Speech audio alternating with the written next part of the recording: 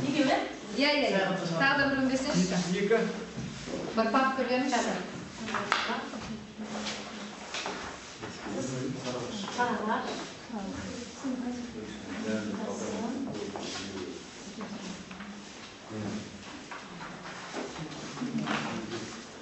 Сіздерде осы біздің көшпелі семинарға өздеріңіз аудандарыңызда өздеріңіздің педагогтарыңызбен мектеп мұғалімдерін шақырып өткізсеңіздер болады. Оқушылар жинап осындай семинарлар ұйымдастыруларыңызға болады.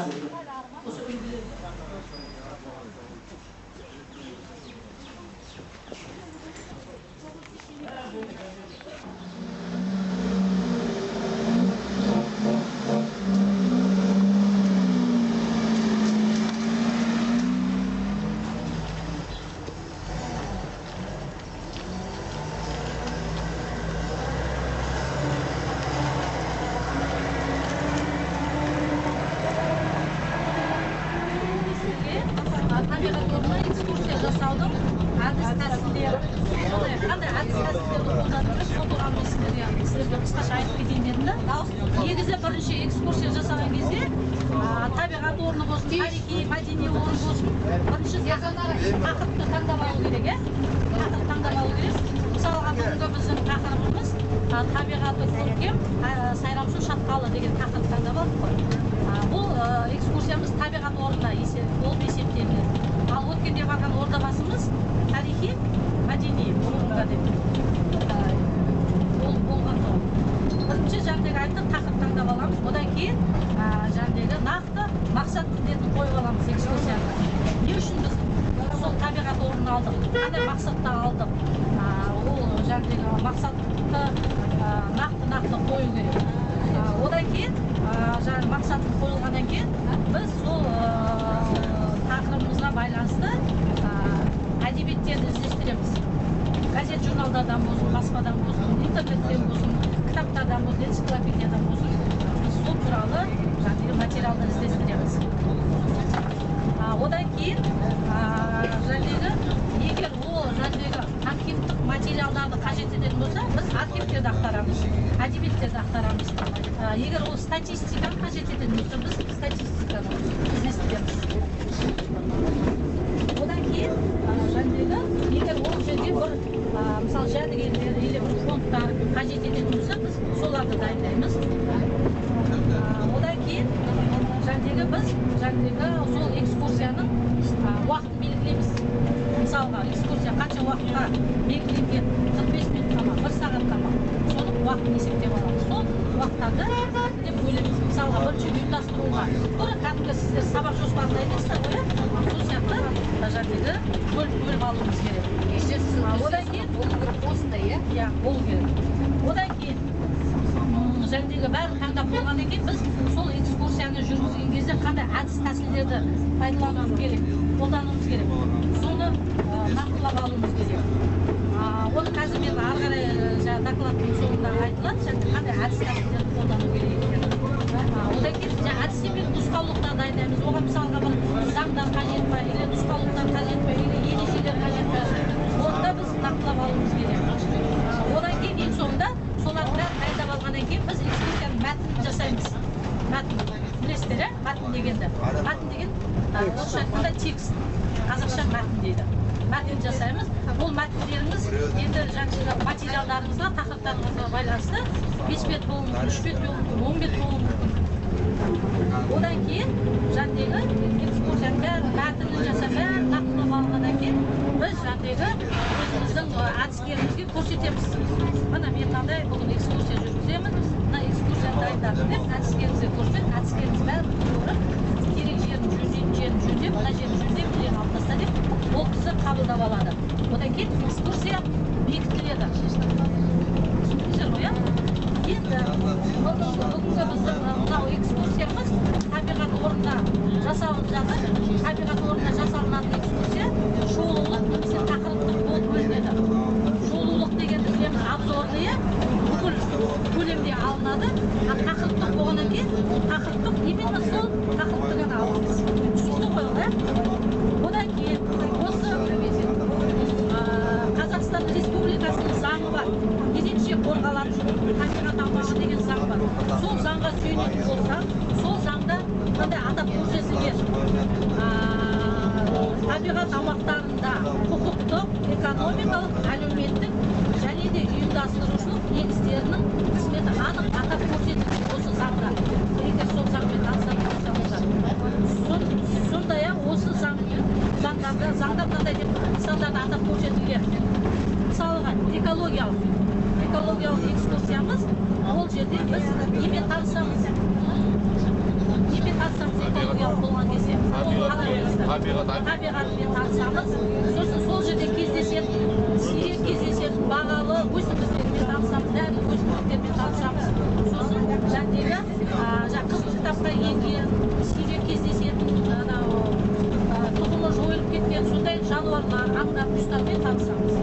Одан кейін ботаникалық бұл жерде сирек кездесетін өсімдіктер, дәрілік өсімдіктер болсын, былайша кітапқа енген өсімдіктер болсын, сондай өсімдіктер. Одан кейін орманшылық бұл жерде өзі атына белгілі орман аумағы.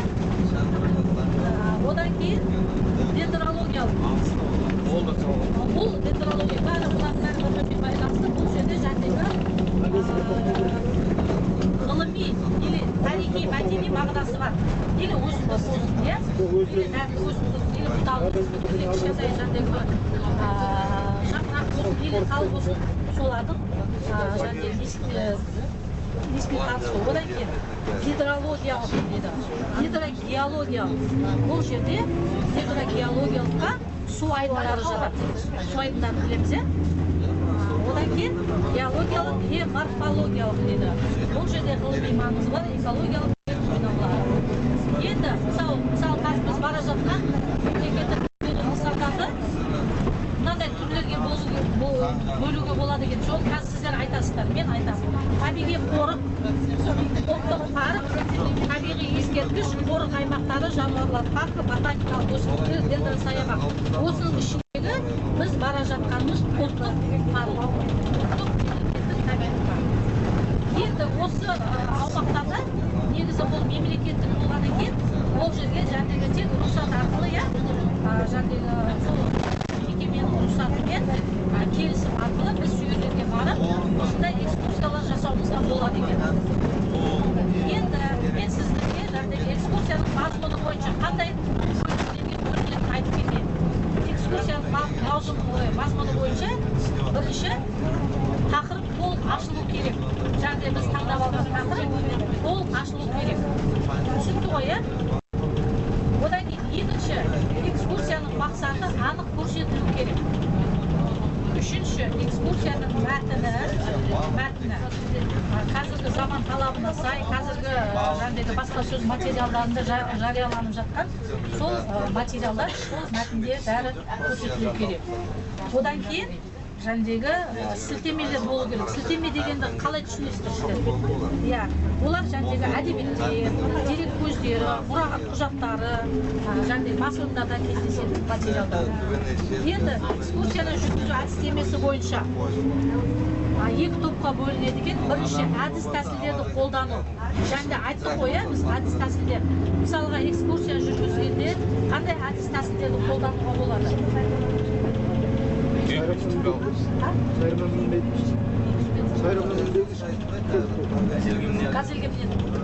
Мысалға көрсету, мысалға сіз анау сайран судың суреттерін көрсетуге болады екен. Айтуға болады, баяндауға болады, салыстыруға болады, түсіндіруге болады, сосын мінездеме беруге болады. Сондықтан содан кейін сұрақ жауап арқылы болады екен. Мысалға мен сіздерге сұрақ қойып атып, сіздер жауап беріп жатсыздар. Айтан бастап, бұяқта бір тұрыш көрсетейік. Біздің станцияның директорының әдістемелік оқу әдістемелік жөніндегі орынбасары Елбек апайлары кешірім болған. Осы біздің оқу әдістемелік жөніндегі осындай семинарды, конференция мәселесін бәріне жауап бердім. Ұйымдастыратын осы кісі болысында. Бұдан кейін естеріңізде болсын. Ол кісінің қасында отырған Базар Глобальный медсестра қызметкеріміз. Ол басы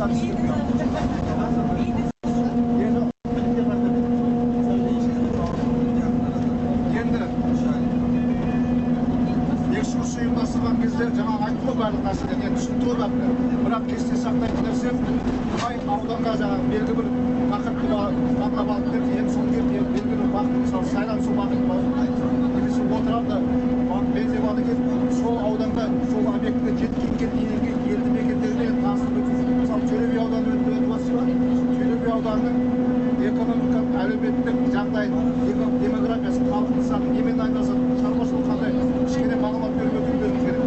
Міндетті түрде немен айналысады.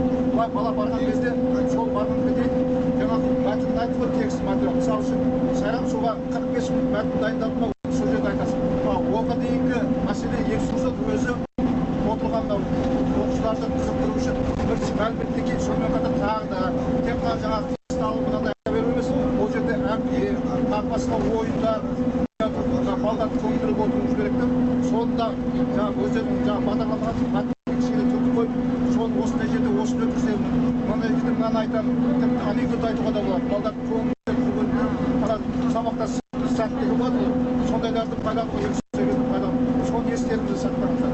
Сосын міндетті түрде барған ауданды зерттейсіздер. Қай ауданға барсаңыздар.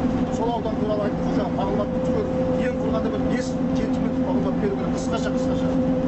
Осыны ескеріңіздер деп айтылмай кеткен. Сосын экскурсия бар. Енді барамыз қазір. Қалай ұйымдастыру?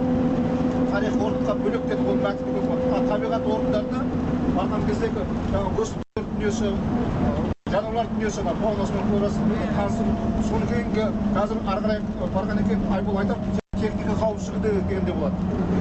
Баратқан кезде техника қауіпсіздігіне жаңағы бұйрық шығарып, қол қойдырып алу керек балаларында. Медициналық жағынан байланысты болды, медициналық жағынан балалардың денсаулық жөніндегі мәселелерді бәрін анықтап, барған екен оның аллергиясы бар шығар, басқа бір аурулар бар шығар, ұзақ жолға кетіп барасың бірінші тауға. Сондықтан соның бәрін ескеріп алып, соның бәрін дайындап алуларыңыз керек. Егер экскурсия жөнінде тағы да сұрақтарыңыз болса, жол жөнекей сол жақта қойылады. Жеке келіп сұрасаңыздар да кейбіреуіне жеке мәселелер анау көпшіліктің арасында ұялатындар да болады мынаны сұрауға. Осыны сұраймын. Кез келген мәселе түсінбейтін мәселе болса сұрай беріңіз. Одан ешқандай нәрсе жоқ. Білмегенін сұраған айыбы жоқ. Білгенімізше айтамыз. Білмеген білмеймін деп айтамыз соны. Мен сол бәріміз де сондаймыз. Сондықтан жаңағы өздеріңіз экскурсия барысында енді білулер керек. Білмеу керек, соны ойлап отырсыз да сұрақ бере беріңіздер.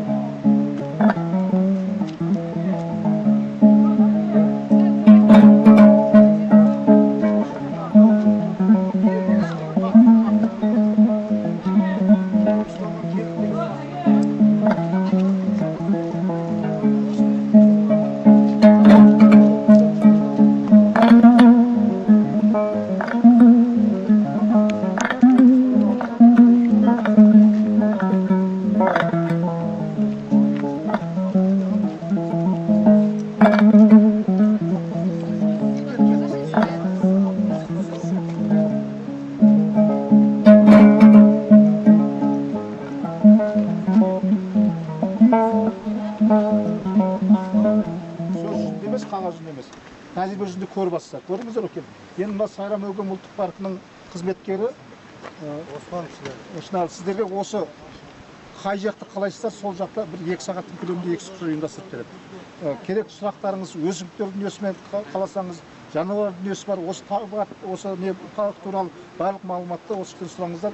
2 сағат уақыт берсек, оған дейін кішкене бармен базар тамақ дайындаса, жігіттер сонымен ары қарай асығыстар ғой. 2 сағат жете ме? Жетеді. Сізге жете ме? 15 минутта жетеді. 3 сағат десе 3 сағат жетеді. 4 сағат жетеді. Міне қазір 12:30 болып жатыр. Ерекшелігі бұның түбінде жаңағыда жағдай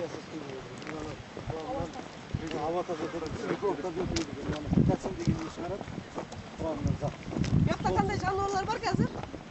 Bizde jonivorlarda аю бар. Barmi? Аю бар. Qar barысы бар. Qashqar bo'lsa bari жерде бар. Qashqar, Turkiya, ол бәрі бар. Таудың қасқыр бөлек, сәсті даланың қасқыр бөлек болады ғой. ya? Ya, жергілікті болады. Содан кейін жаңағы тау ешкілері бар, еліктер бар. Арқар бізде жоқ, анау Қаратауда бар. Мынадан солға бұрыламыз. Атамыздың жайлауы. Үйімі? Бұл төменде.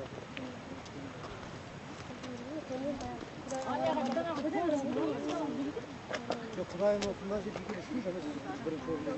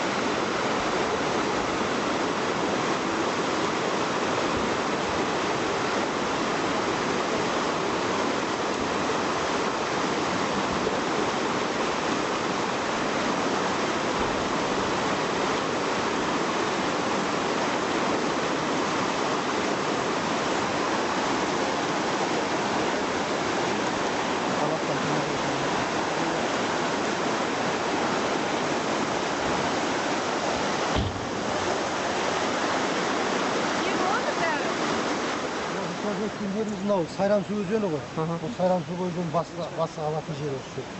Мынадан жаңағы 2-3 қала келеді. Біреуі жаңағы Қазанаты дейміз, біреуі Сайрамсу деп сол айтылады. Сол қосылған жерінен осында былай қарай Сайрамсу өзені басталады. Біздің осы қазір баратын жағымызда 2 туристік бағыт бар. 2 туристік бағыт бар. Соның біреуінің қазір біраз жерін жүріп өтеміз. Жалпы. Ал енді осы өзеннің бойында біздің енді бұл қызыл кітапқа енген мынау аққайың бар, талас аққайыңы дейді, үлкен Зарашан шыршалары бар, қызыл доланалар бар. Ал енді өсімдіктің бізде 1600 түрі бар. Оның 100-ден астамы дәрілік шөптерге жатады оның ішінде. Оның бірнеше түрі жаңағы қызыл кітапқа кіргендері де бар оның ішінде. Ал аңның 29 түрі бар. Süt körüklerden көп қой енді шұбырлаған бәрі құстардың 100-ден астам түрлері бар. 300-дей түрі бар.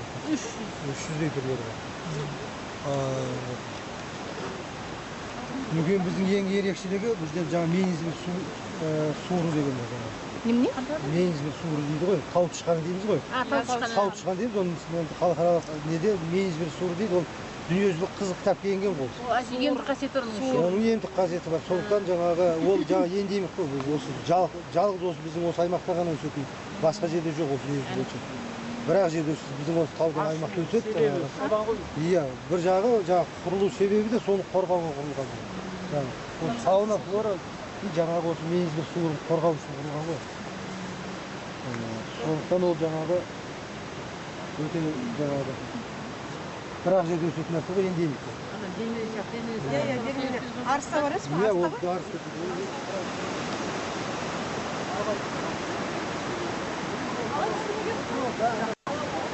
Сүрдіден бұл мүсіңдер?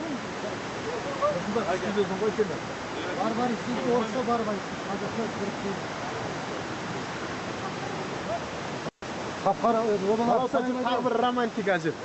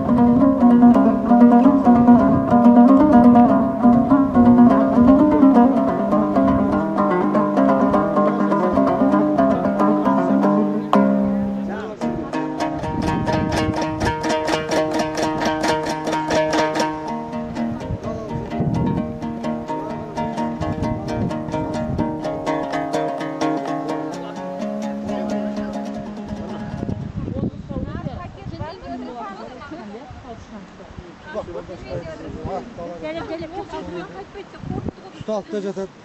Ayı ustagan adam var mı? Болғанша. Ұстаған ғой бұрындары ай ұстаған. Ауылға келген аюлар бар иә? Негізі Мирапай сайрам су деген керемет екен деймін да. Біз енді алғашқы келіп отырмыз ғой. Құдай қаласа білім неме жаңағыдай білім бөліміне жеткіземіз бастығымызға. Негізі әсерлі. Тау да керемет, бұндай жаңағыдай таудың етегінде мынау орналасқан әсіресе бізге шыршалар ұнап жатыр да. Соң енді алдағы уақытта экскурсияға көптеп алып келеміз, Құдай қаласа. Бірінші педагог организаторлар бар әр мектепте. Осы жаңа немен айналысатын үйірмелермен. Сол үйірмедегі солардан бастап бірінші педагогтардан. Сосын саяхат жасатып, одан кейін олар бізге жаңағыдай оқушыларға насихаттап, сонымен экскурсия жасаймыз деген ойдамыз. Ойға ой қосылып, кеңейіп жатыр. Сіздерге көп рахмет осыны ұйымдастырғандарыңызға. Жақсы әсер алып жатыр. Söyle беріңіз, кетіп жатырмыз. Мемлекеттік қорығында аралап саяхаттап жүрміз. Керемет табиғат Қазақстанда осындай көрікті жерлердің бар екендігіне көз жеткізіп жатырмыз. Қазақстанда да туризмді дамытуға болады екен. Ауасының өзі, табиғатының өзі қандай керемет. Кәдімгі Бурабайдан бірде-бір кем емес деймін. Осыны ұйымдастырып жатқан жас туристер станциясы. Мен екінші рет көшпелі семинарға келіп отырмыз.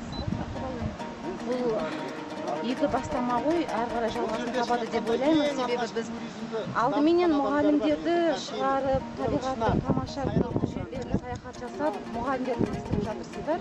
Одан кейін біз осы алған әсерімізді оқушыларға жеткіземіз. Одан кейін барып оқушыларымызды осы керемет жаңағы өзіміздің Қазақстанымыздың кең байтақ табиғатын аралап көрсетуге тағы да өз үлесімізді қосамыз деп ойлаймыз. Біздің негізгі мақсатымыз оқушыларды өзіміздің отанымызды таныту, отан сүйгіштікке тәрбиелеу ғой. Отан отбасынан басталады дегеннен кейін біз өзіміздің отанымыз, өзіміздің Сайрам ауданының осындай табиғи өлкесіне саяхатқа келіп отырғаныма мен өзім шын жүректен қуаныштымын. Сіздерге көп рахмет осындай саяхат ұйымдастырып, жаңағы көшпелі семинар ұйымдастырып жатқандарыңызға. Бұдан кейінгі семинарларға қатысаңыздар, біз дайым келіп тұратын боламыз.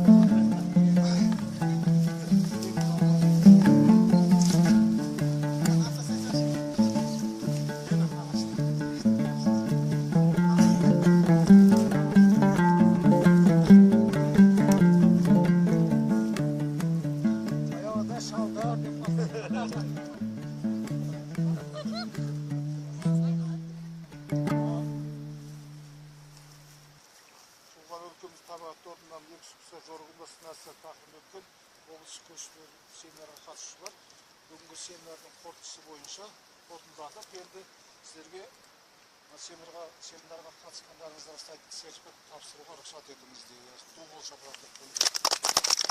Енді бұл жерде аудандық жас туристер станцияның қызметкерлерін шақырамыз. Аудандық жас туристер станциясының қызметкерлерінің арасында станцияның директорлары бар, орынбасарлары бар, әскерлері бар деген сияқты.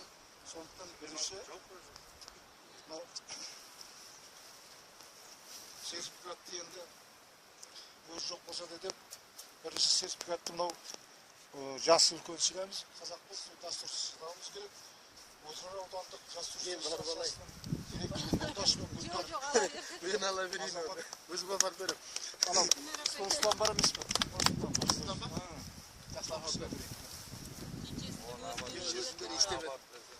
Одан кейінгі сертификат екінші осы станциялардың ішінде өзі жақында ашылған Кентау қалалық жас туристер станциясының директоры Мағрипа деген апайымыз бар. Фамилиямыз өзін жаза аламыз, е? Өздерің жазып енді. Ойбаныға түсіп қалмай. Көшіре салады. Сонымен қатар осында Созақ аудандық жас туристер станциясының директорының орынбасары Айдархан деген ініміз бар. Сол кісіге тапсырды.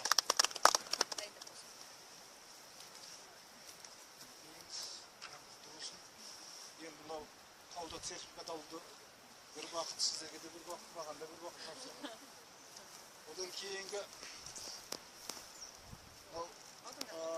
Мақтаарал аудандық жас туристер станциясы тегістер шығармашылық орталығының ішінен ашылған туристер бөлімінің меңгерушісі Сержан ағамыз опонент бауырымыз.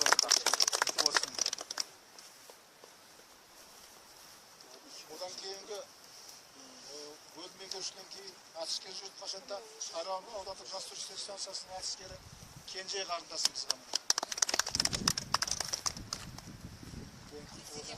Қолбақ киіп алып тауда.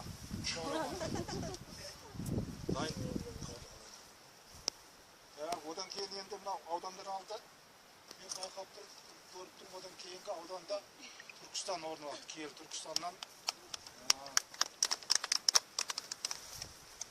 Атым Айдана міне.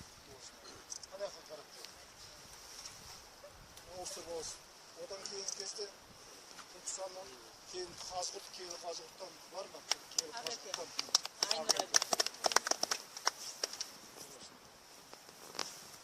Одан кейін Сарыағаш жүреді.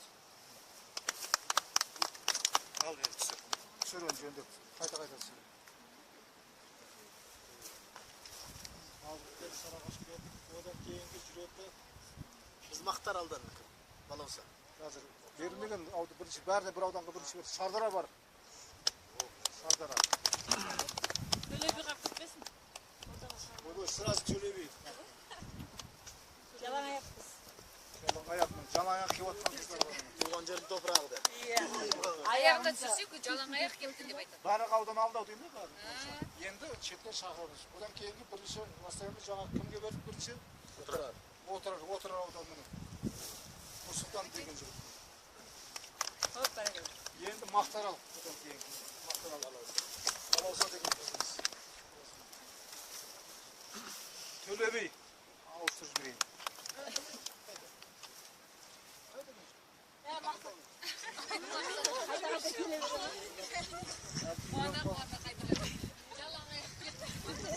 Түркістан.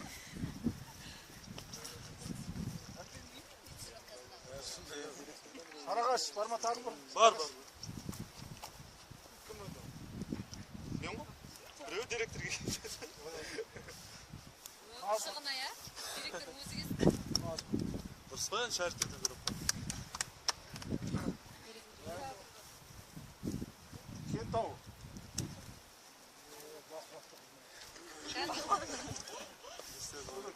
Иә.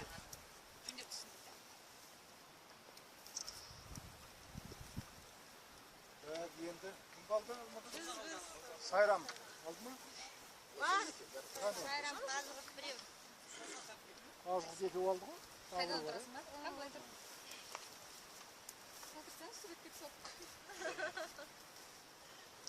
кент отырсы. Сіз қайтадан не қыласыз ғой Махман? Оператор болып кеткен ғой. Сондай, иә, жартысына беремін. Созақ ауданы. Штаты көбейіп жатыр ма? Иә, көбейіп. Не шамалы құртқандар да. Барлық аудандар алды ғой негізі. Сарыағаш тағы біреу. Сұранып қалды. Қолын қайтармайды. Кемер, қол қоймайсың. Дұрыс қой? Какой привет, такой ответ қой. Азықтың қыздары үшеу кетті. Үйде біреу беріңізші. Балам бар мен бір Молодец мына. Шанышқының қызы ана мынау шаншылар. Азықтың келіні негізі. Так, алмаған қай аудан қалды енді? Бәрі алды ғой деймін. Алмаған бар ма осы жерде? Жоқ, сертификат алмаған бар ма? Мен. Жоқ, бәріңіз алдыңыз ғой. Осымен жабық керек нәрсесін алдыңызда, сұрақтарыңыз болса, сұраңыздар осы жерде айтамыз, білгенімізше, білмеген білмеймін деп айтамыз. Бар ма сұрақтар? Ұсыныс, қандай ұсыныс? Оған қазақ. Сұрақ жоқ қой бізде? Өкпе нервіс жоқ қой? Жоқ, бір не ұсыныс бар. Қандай ұсыныс айтылды осы жерде?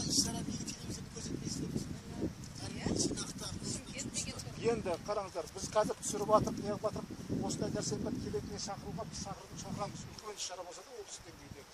Ол бізге ақша бөлінеді. Туристік шығады, жарыстар. Оған Пәленші ауданнан 3 адам, 4 адам, 5 адам команда қатысады. Соған бізге рұқсат етіп. Сендерге 1-2 адамға өзіміз түсіріп, өзіміз береміз оларға. Оған қаржы бөлеміз. Қаржы біз өзіміз төлейміз бұған. Төлеп. Ана түсіретіндерге ол келісім шартпен өздері түсіріп көрсетеді. Жарыстар мысалы сіздер 2 адам бірге. Анау жарыстарға 1 команда, 2 команда оған уже біз қаржы бөлінеді, соны есебінен кетеді. 1-2 адамға қаржы бөлмесе де. Бұны берсеңізші енді қаржыдан. Жоқ, мені түсірген біз өзіміз жібереміз. Мені түсіргенді неге отырарға жібереміз. Ол басшыларға байланысты, маған байланысты. Менің жұмысым ұйымдастырып өткізу. Содан кейін де келесі жарысты біз сайыс ұйымдастырып жіберсе болмай ма? Суретшілер. Мұғалімдер күні бәріміз жиналамыз осындай жерде. Өткенде сендерге айттым. Анау мұғалімдер күні жарыс өткіздік. Жарыс өткен кезде жаңағы ашығын айту керек. Басшылық жаңағы өткізетіндер бізбен келіспеген. Мысалы үшін менімен келіспеген, ашығын айту керек. Сол бұрын болған нәрсе. Мен айтқам сентябрь басында. Бір емес 2 рет айттым. Оға барып жинасақ. Жіберіп өткен сіздерге жіберіп. Оның барлығын жарыстарда мұғалімдердің жарысы өткізген жарысы кәсіподақ қаржыландыру керек. Сіздердің аудандары, мысалы Сарыағаш ауданында 140 мектеп бар. 140 мектепте балабақшалар соның қаржысынан 5 адамды қабылдап жүргізеді. Қазығұртта 70 мектеп бар. Төлеубиде 70 мектеп бар. Соның бәрін келісіп істеу керек қой, тірлік. Білесіздер көріп жатқан тірлік. Біз сонымен істелу керек. Сондықтан келешекте сондай болады. Ұйымдастырамыз. Бұл жерде мұғалімдердің арасында ұйымдастырғанда кәсіподақ бізде келешекте мұғалімдердің 2 жарысын қаржыландырып, енді семинарға тағы ұсыныс жасап шығарамыз. Ол семинарға қаржы бергеннен кейін кәсіподақ қаржыландырмайды. Мына қазіргінің бәрін, мынау канцелярский товар бар, тасымалдау барлығын қаржыландырып отыр, енді оны қандай керек. Ал ол өздеріңіздің 1-2 адамға енді ол станция көтерілатын шығар, екен өзі. Көтеріп жіберуге болады. Ал команданы 5 алып болғанда кәсіподақ есебінен сіздер келесіздер. Көктем, құда қалса көктемді айзағаға мұғалімдер арасында өткізіп, кәсіподақ есебінен қаржыландырып береміз. Ондай бар. Тағы қандай ұсыныстарыңыз бар? Болды. Күн өтіп кетеміз. Кеше біреулер боран болып жатыр, жауып жатыр, жоқ қой көңіл. Көрінеді. Тағы жоқ сұрақтар бар. Енді сұрқ. Ауданда. Жоқ, ауданда бір кәсіподақ болады ғой. Аудан мектептерінде кәсіподақ бар ма? Білім саласы қызметкерлері. Оған балабақшада келеді, мектеп бәрін ақшасы. Сол ауданды білім қызметкерлерінің кәсіподағы. Мына Төлеби сайрам өткенде мұғалімдер күні қой сойып үлкен шара өткізу кәсіподақ ақшасынан қалады. Қор жоқ. Өзің келмедің ғой? Жарысқа келдік қой, сол жарыста. Жарыста қой сойып бір газелдің коллективі келді ғой. Сөйтіп келіп бүткіл сол жарысқа қатысушыларға қой сойып құдай өткізді.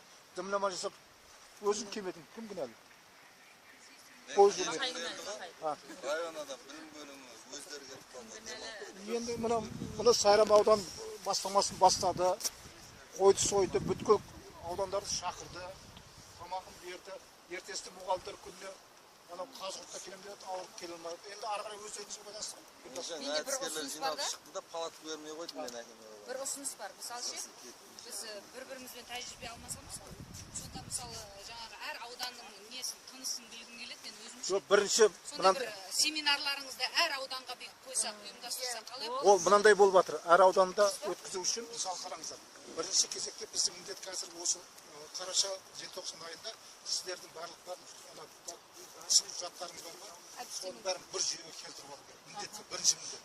Соны келген үлкен семинар ұйымдастырамыз да, жинақтағаннан кейін әр аудан өз күштерімен. Мен мынандай жағдайда жас өткізіп сол кезде жинақтайды.